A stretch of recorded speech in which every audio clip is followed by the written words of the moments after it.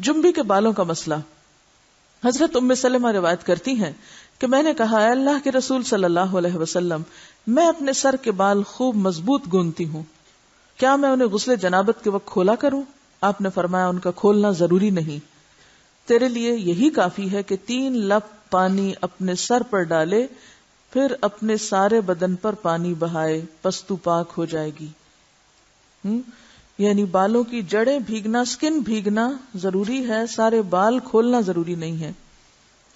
جنبی کے بالوں کا مسئلہ. حضرت عائشہ کو خبر ملی کہ حضرت عبداللہ ابن عمرو عورتوں کو غسل جنابت کے لیے بال کھولنے کا حکم دیتے ہیں. فرمانے لگی ابن عمرو پر تعجب ہے، انہوں نے عورتوں کو تکلیف میں ڈال دیا، وہ انہیں سر منڈوانے کا حکم کیوں نہیں دے دیتے؟ یہ حضرت عائشہ کی ڈانٹ تھی. یعنی وہ یہ تو کہنے کہ عورتیں بال کھول کھول کے نہائیں، تو وہ پھر سیدھا یہی کہیں کہ عورتیں بال منڈوا لیں. میں اور رسول اللہ صلی اللہ علیہ وسلم ایک ہی برتن میں غسل کرتے، اور میں اپنے بال کھولے بغیر سر پر 3 چلو سے زیادہ پانی نہیں ڈالتی تھی. معلوم ہوا کہ غسل جنابت کے لیے بال کھولنے کی ضرورت نہیں، مگر یہ حکم صرف غسل جنابت کا ہے. غسل حیض کے لیے بالوں کا کھولنا ضروری ہے کیونکہ وہ مہینے میں ایک دفعہ ہے.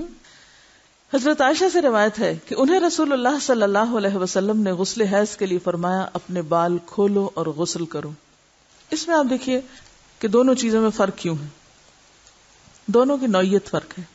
اور حیض جو ہے وہ ایک نجاست کی کیفیت بھی ہے نا، قل ہوا اذی، تو اس کے بعد نہانا اور نہا کر خوشبو لگانا خاص طور پر اس کا سارا حکم آتا ہے. لیکن غسل جنابت میں نجاست کی وہ کیفیت نہیں ہے.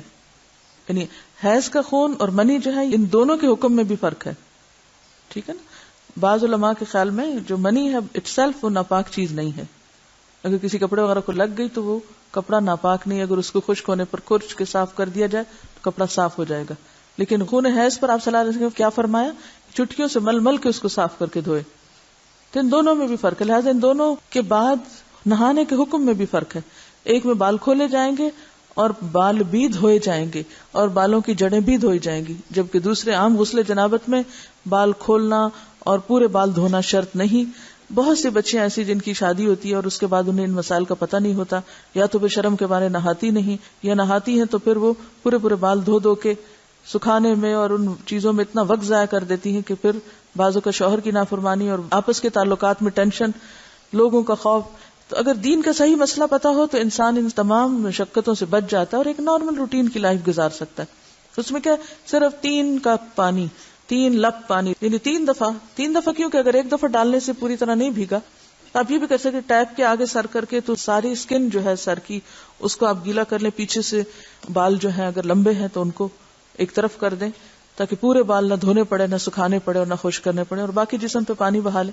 دوسری صورت یہ ہے کہ مگ میں پانی لے کے تو اس کو آپ تھوڑا تھوڑا کر کے پورے کو ایک دفعہ کریں، پھر اس کے بعد دوبارہ کریں اور تیسری دفعہ رول کر کے بالوں کو پیچھے سے شاور کیپ ڈال لیں اور باقی جسم پھر دھو لیں. شاور کیپ سے کیا ہوتا ہے عام طور پر کہ پیچھے کے جو سارے لمبے بال ہیں پھر وہ نیچے گر کے گیلے نہیں ہوتے، وہ آپ کے سر پہ ہی ٹک جاتے ہیں. تو سر کی سکن دھوئیں اور بالوں کو جوڑے کی شکل میں باندھ کے اوپر شاور کیپ پہن کے پھر باقی جسم کو اچھی طرح دھو لیں. تو اس میں آپ دیکھیں کہ جب بالکل سر کے سکن کا حصہ ہی تر ہوگا، اور یہ 3 دفعہ کرنا ہوگا، ایک دفعہ سے نہیں کام چلے گا، 3 دفعہ کرنا تاکہ کوئی بھی بال برابر جگہ سکن کی خشک نہ رہ جائے.